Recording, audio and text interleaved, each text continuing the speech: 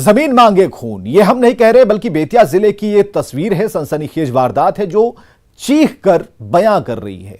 दरअसल मसला महज एक जमीन के टुकड़े का था। उसे पाने की खातिर उस वहशी दरिंदे ने एक बुजुर्ग की हत्या कर दी। कौन है वो कलयुगी लोग, और इस रिपोर्ट में हम आपको दिखाते हैं। जमीन मांगे खून, कलयुगी लोगों की काली करतूत, जमीन के खातिर चढ़ाई बुजुर्ग की बलि। कहते हैं विवाद की वजह हमेशा जर जोरू और जमीन होती है जो अच्छे से अच्छे रिश्ते में फूट डाल देती है और आंखों में लालच और फरेब के सपने को ऐसे परोसने लगती है जिसमें व्यक्ति खोकर किसी भी हद से गुजरने के लिए तैयार हो जाता है। उसे तो उस वक्त काली चादर में लिपटे उस सपने को देखकर ना ही कुछ दिखाई देता है और ना ही कुछ सुनाई पड़ता है।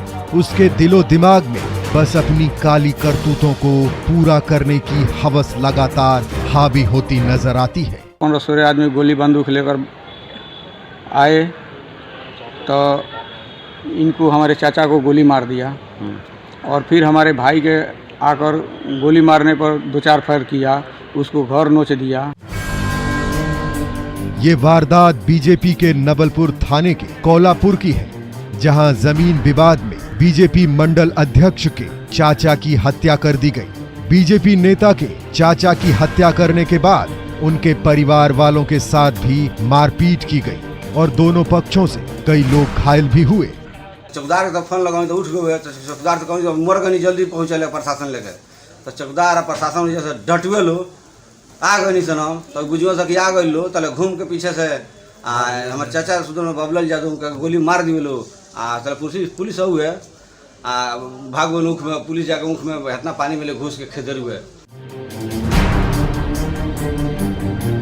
वहीं इस पूरे मामले में बालेश्वर यादव, ढोढा यादव, गौरी यादव समेत 27 लोगों को पुलिस ने आरोपी बनाया है और साथ ही 5 आरोपियों की गिरफ्तारी भी की गई है। हमारा ससुर के पूछ के घर में गोली मार दे गेलो, ओकरा बाद लाइट ले रहे हम सब जने के चिन्हले बानी, हम गाँव में पानी में गिर गए।